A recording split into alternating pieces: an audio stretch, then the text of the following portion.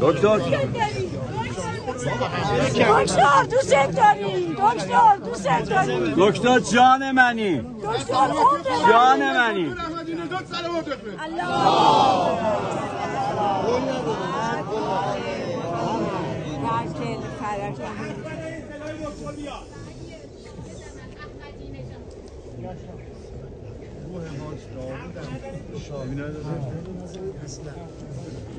ساکت باشید. من فقط تشکر میکنم از همه شما، بسیار بزرگواری فرمودید، لطف کردید، از راههای دور نزدیک، بعضی از خراسان اومدن، آذربایجان، اصفهان، خوزستان و بلوچستان، از کرمان و یزد و تمام استان‌های کشور، مازندران، زنجان، زنگان،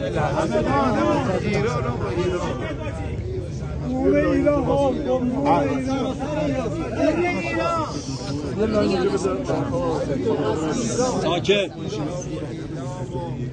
از خدمت استان مرکزی شهر و کوچلو بورحمد و همه شهر همه جا پرچمت بالا آقای دکتر. از همه تشکر میکنم. خدا رحمت کنه رفتگان شما رو.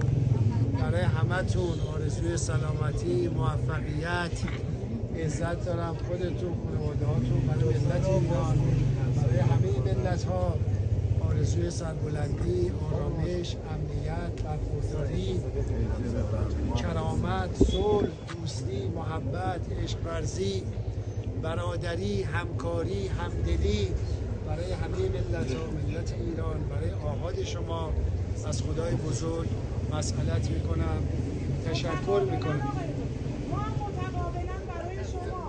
تشکر میکنم. زحمت کشیدید، بزرگواری کردید، خاک پاتیم دکتر. خانواده شدید. من کوچیک همه هستم. از همتون صمیمانه تشکر میکنم برای سلامتی خودتون، سلامتی ملت ایران، برای تحقق آرزوهای خوبی که دارید و برای شادی روح تمام رفتگانتون. اجماعاً صلوات.